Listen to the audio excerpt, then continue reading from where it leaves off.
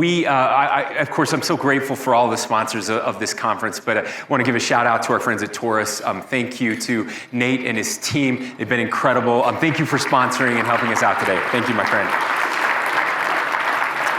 So as you can see, I'm a little embarrassed. We have an embarrassment of riches when it comes to the people who have joined us today, who are making the most important decisions in our country right now. One of them is truly a friend of Utah. He's been here many times. He's here not just today. He's going to be here again tomorrow. He's going to be out on the Great Salt Lake. He's doing a phenomenal job as the administrator of the Environmental Protection Agency. Please join me in welcoming Administrator Lee Zeldin.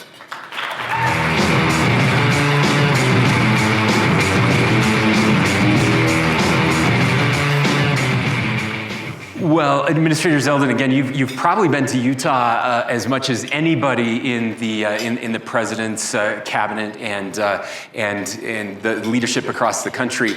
You like Utah. You told me it's beautiful when you arrive here. We're excited to have you back. Thanks for taking time.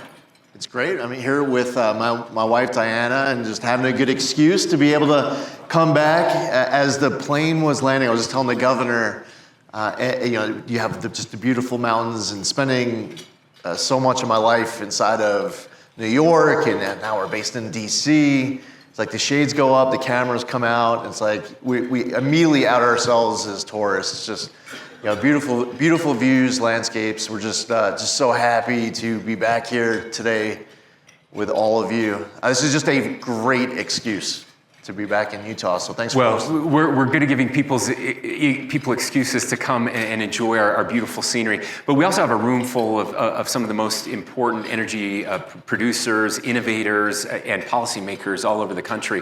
And we've been talking a lot in this conference about the idea of stewardship, about taking care of this beautiful state, this beautiful country. We do feel so lucky here. Photo Magazine named us a few years ago the #1 travel destination in the world, the state of Utah. So it does attract people. People want to come and experience this beauty. And there's this kind of thought out there that you can either build or have natural beauty, but you can't do both. Clearly, we reject that. We think that that's the wrong way to look at things. But I'd love to hear your perspective on how you approach your job as an administrator and a steward of these precious natural resources that we have in this country. Is such an important principle of the Trump EPA that really should be the way that the EPA always operates, but unfortunately hasn't been, including right up until recently, just before President Trump was sworn back into office. It is not a binary choice where you have to choose to either protect the environment or grow the economy. We can, should, and must choose both. That is absolutely an option for us, and we're proving it. On the 1-year anniversary of President Trump's term in office, we released a list of our top 500 pro-environmental actions from that first year, pursuing that first pillar of powering the great American comeback, clean air, land, and water. That was the best announcement that we've put out so far over the course of the last 16 months. Now, at the same exact time, we heard from Americans who were speaking pretty loudly in November 24 with their vote when making sure that there was a Trump mandate where agencies were applying common sense and heeding economic demands, concerns at all agencies across the federal government, including EPA. We are embarking in more deregulation in 1 year than entire federal governments have done in the past across all agencies combined across entire presidencies. And we are able to do that deregulatory agenda while also mounting those environmental accomplishments at the same time. It's no longer a binary choice. And some people might listen to your question, Governor, and think, well, that's kind of like a 60,000-foot point, and we're waxing, philosophical. No, that actually is, in the weeds, the most important principle that must be applied at the federal and state level going forward, to choose to do both. Well, we agree that we can do both. We reject those false choices, and it's so refreshing to have an administrator who sees the world that way. Look, in the state of Utah, and this isn't, I think this is actually true all across the United States. Over the past 15 years or so, we added over 1 million people, and our air quality improved by about 60%. Which is, again, very counterintuitive. How do we keep those types of environmental gains moving forward while continuing to grow and to build, as we've proven you can do here in Utah? Well, we get to look out at an audience filled with innovators, entrepreneurs, Americans who care about the environment and being good stewards of the environment.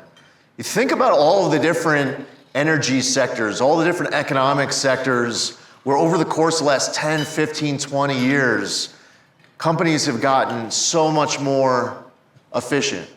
You know, we believe, for example, in the auto industry that there should be consumer choice. If you want to go buy an internal combustion engine, go do that, electric vehicle, hybrid, diesel, whatever you want, it's your choice, go out and do it. That's a principle of the Trump administration. All of these different engines, all of them have advanced so much over the course of the last 10, 15, 20 years. Look inside of the energy sector. And all of the advancements from extraction through processing to pipelines. In some states it's coal, and in other states it's natural gas. And as far as investments in infrastructure and how far along these innovators, these entrepreneurs, these companies have come. By the way, even like farmers, when we're talking to them about the use of a chemical on their land, they don't want to have to apply any more than they have to because it costs money. And there's this belief that I, as the administrator of EPA, shouldn't be meeting with the regulated community. Of course I should be in a meeting with the regulated community to make sure that we get it right.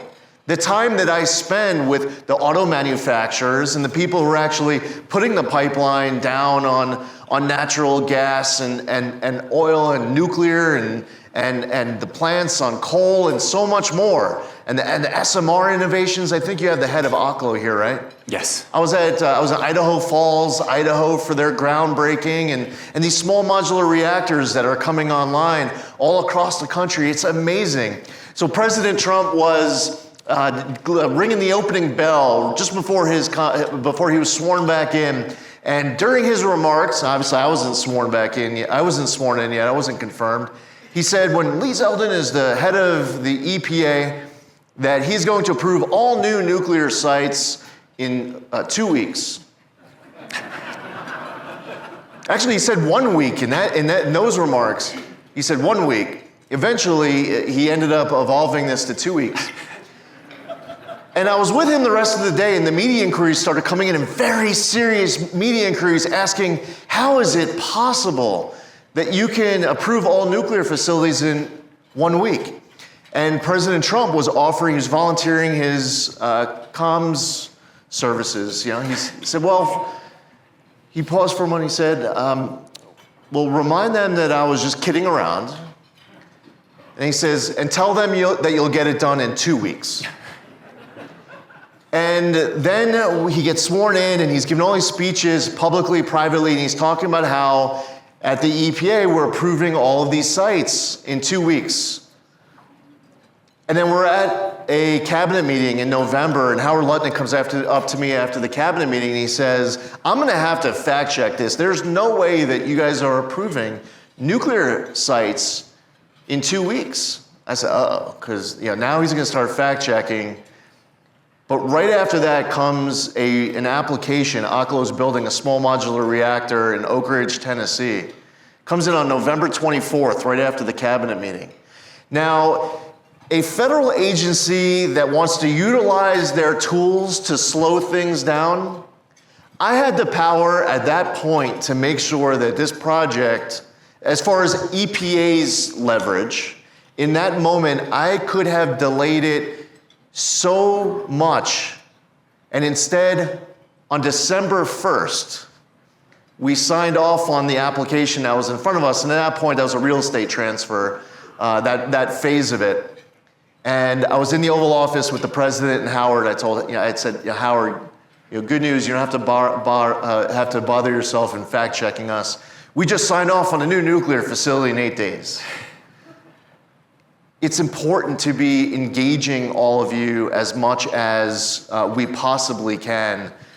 So no, we don't shy away from engaging with the regulated community. And to answer your question, like how the heck is it that you have seen these improvements to the environment?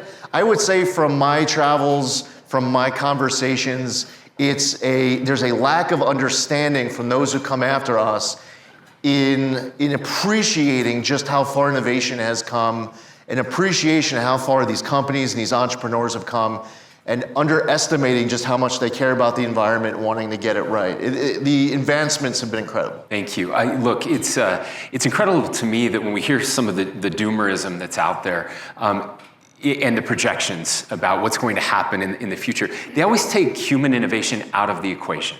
Like, I don't think anybody actually believes that chips are going to be using the same amount of power 5 years from now as they are now, right? Like, the innovation that is happening in these spaces, in energy as well, cleaner energy, our coal stacks aren't the same as they were 40 years ago, right? They're so much cleaner now. Natural gas is the same way. Of course, we have new technologies. You just mentioned nuclear. I want to go to the energy side of this. So talk about the Energy Dominance Council. And how it augments the work that you're doing in EPA. President Trump comes in, declares a national energy emergency right away. He creates a National Energy Dominance Council, and he gets agencies working together in a way that's never happened before. Instead of agencies being siloed off, working on our own equities in our own jurisdiction, we are engaged at the principal level and at the staff level. And this is just the way it should have always been.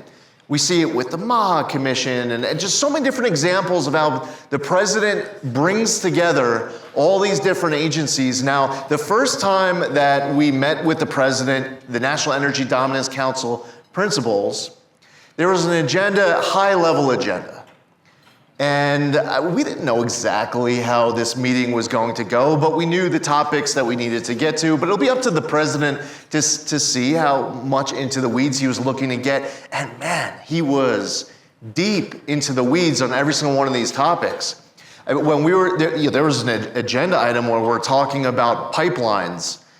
And as soon as he sees the topic on pipelines, he starts talking about LNG in Alaska, building a new pipeline next to the Trans-Alaska Pipeline. He's talking about Enbridge and new projects through Great Lakes. Williams Pipeline, Williams Company with Nessie and Constitution. Transwestern doing an over $5 billion expansion in Southwest United States.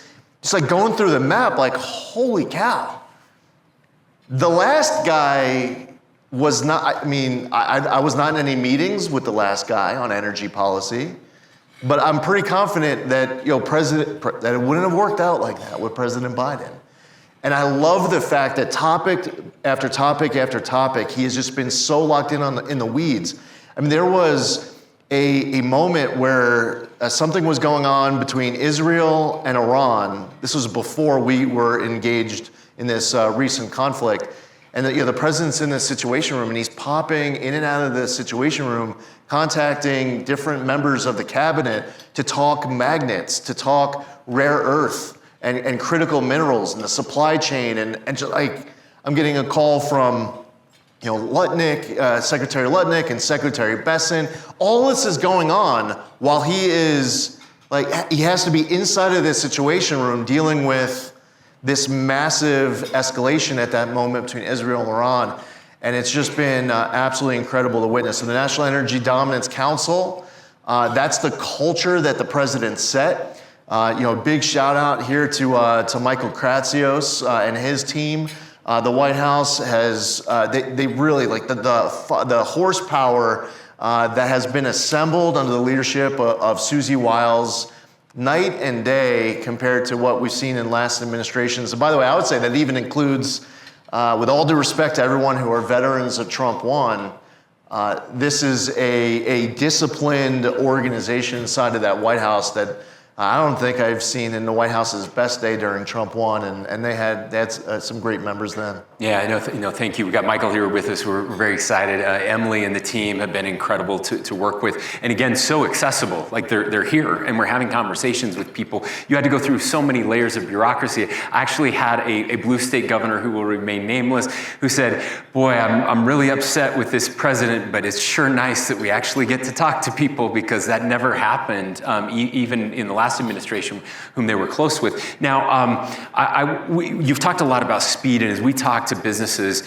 speed is the key to unlocking everything that we need to do. It's a way to de-risk investment, allow the things that need to be built to actually move forward. We know that every delay, every year of delay on an infrastructure project increases the cost by a little over 30%. So in 3 years of delay, you're doubling the cost of a project. You just can't operate that. We like to say in Utah, a quick no is better than a maybe someday, because people just need to know what they can and can't do.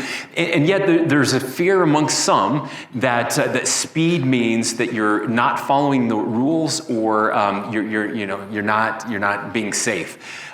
Could you address that? You have moved heaven and earth to move things faster, but I'm assuming that means you're not breaking the law. No, we're following the law, and while I have so much power to slow things down, I have gained such a new appreciation and how much power people in positions like the one that I'm in can speed things up. And way too much investment has been lost out of this country, opportunities lost because of how long a permit takes. And not just the time, the cost, and also the uncertainty. You make the investment, it's going to take too long, it's going to cost too much money, and at the end of the day, you might not even get the permit. So right now there's all this discussion inside of Congress about possible permitting reform. They're looking at the Clean Air Act, the Clean Water Act, and NEPA, and Endangered Species Act, and more. And there really is great opportunity for permitting reform. My message to congressional Republicans is that I believe that some red lines should get put down right at the beginning of the negotiation. Because in order to get something through the Senate, you need some of the Senate Democrats to vote for your proposals. So there's got to be a negotiation and compromise. I believe that it should be put out of the gate that the red lines are that the bill that will be passed will result in permitting process that takes less time, costs less money, and has more certainty. Come to the table with any of your ideas. No idea is too big, no idea is too small. But if your idea is going to compromise any one of those three things, it's a non-starter. Because it is really easy to turn a good permitting bill into a bad permitting bill, and it doesn't require a lot of language to inject into a bill to change it. I'm excited, I'm bullish on the prospects of being able to negotiate a modernization of the Clean Air Act and other possible bills to be able to move through the House and the Senate, but they gotta get it right. And as far as the speed using the laws that are currently on the books, some of the best work that we've done at the EPA is just getting the heck out of the way. By the way, I saw on your website promoting. Yes, please. I saw promoting today. Is Emily Underwood here? Yes. Yeah, where's that? She was. I don't know if she's still here. She may have left, but we were just with Emily. She's fantastic. So she is the deputy. She's the number 2 inside of that office. That's the deputy chief of staff of policy. That's Stephen Miller's shop. Emily is Stephen's number 2. You have a great team at the White House Council of Environmental Quality running point on the permitting reform and the interagency process. There are so many pieces that I get to see on a daily basis just blazing through any burden and red tape to make sure this happens faster. And I think that's one of the big reasons why you're now seeing trillions of dollars of new investment early on in the administration, knowing that you have this runway. But the biggest mistake is looking at these 4 years that President Trump is in and say, okay, well, we just had a rough 4 years under President Biden, now we could just take a breather. No, this is a moment to step on the gas, to invest, to believe in your company, to believe in your vision, to believe in the communities that you are investing in, and try to get as much built as possible before the end of this term. I think the biggest mistake a company can make is just spending the next 4 years going slow because there's just so much heartburn and whiplash from the 4 years that we're coming off of.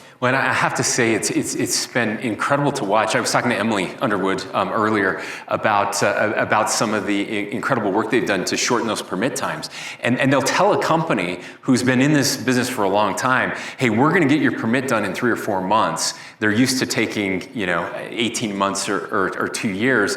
They'll come back with the permit or their portion of it, and the company will say, oh, we're not ready. We didn't believe you. We didn't think you could actually do it in that amount of time, and we're not prepared for the next steps, which is incredible. Because again, we've talked about this for a long time, even under Republican administrations. We talked, but we didn't do, and now you're doing, and we're so proud of that. So thank you. Yeah, and I'll say real quick, one example, Nessie Pipeline, which I referenced earlier, Williams Company, to deliver natural gas from Pennsylvania to New York for downstate New Yorkers to get up to 2.3 million households access to natural gas. This project was stalled out for many, many, many years. It was just stuck. And the president took a personal interest in making sure it got done. Not only have all of the permits now been finished, ground has been broken, and the pipeline is going to be constructed and operational by the end of 2027. This thing was dead when the president was sworn in January of 2025. And it went from dead in January 2025 to completed by the end of 2027 It's amazing. It's incredible. Look, last question. Yep. We had an opportunity to be in the Oval Office with the president. It was supposed to be 15 minutes. It ended up being 90 minutes. And we talked about the Great Salt Lake, and he immediately grasped the situation, cares deeply, pledged $1 billion of effort to help us to be the first saline lake in the world in decline to actually be restored. We know we can accomplish that. These are the type of kind of dream big, believe big, and do big projects that are making a difference in our country. And I want to give you an opportunity again. You've got a very captive audience out here right now. We're celebrating 250 years of American greatness. And as you look forward, not just the next 2.5 years as the president's term finishes up, but even beyond that, can you share with us kind of your vision for EPA, but for our country as well? How all of this fits together. And as I asked Secretary Wright earlier, and again, I've seen you and Secretary Wright and Secretary Burgum, the key founders of the Energy Dominance Council, in a room together more often than I've ever seen the three positions in the past. I asked him, historians are going to write about this time, looking back. What do you think that history will look like? What will it reveal to future generations? Well, I think that the one piece of the way we approach this job that I hope to be the most enduring is, it's a wild concept for this group. Imagine this. I just want to follow the law. I want to limit my power to what the law says.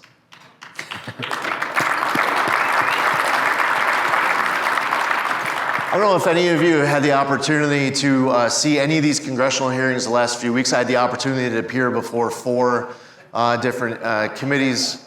So a couple of some people saw it. I appeared before 4 committees over the course of the last 3 weeks or so, and the first one is the House Appropriations Committee. And I was asked by a congresswoman from Connecticut who, her hair is the color of your pants, and it's not important, but just an observation.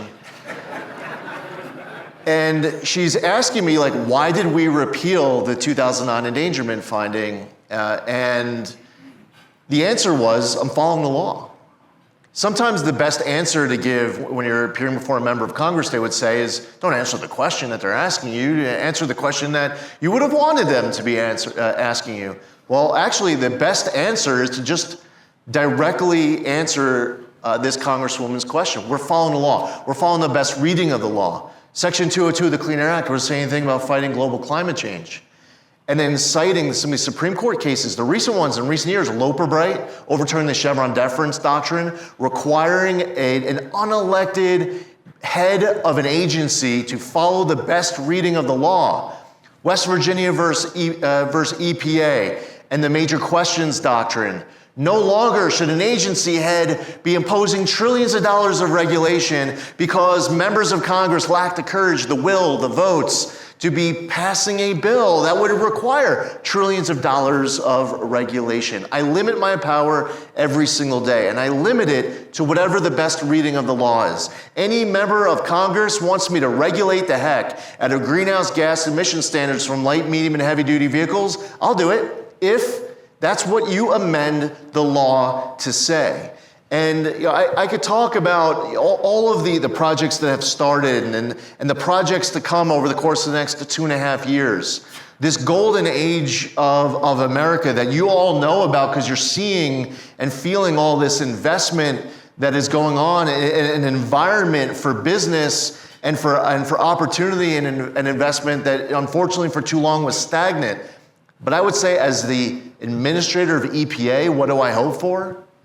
I hope that what's the most enduring is that we have people who are running an agency like EPA who can just follow the law and don't try to get creative in claiming other laws to impose that will of that unelected head of a bureaucracy to slow things down and make things more difficult and torture companies and make it harder for you all to survive and thrive and prosper. Hopefully, that very simple approach that we're taking to this job ends up being the most enduring piece of it for a very long time to come. Well, I do think, ladies and gentlemen, if I might, that the founders would have really appreciated the concept that Congress makes the laws and that the executive branch simply administers them.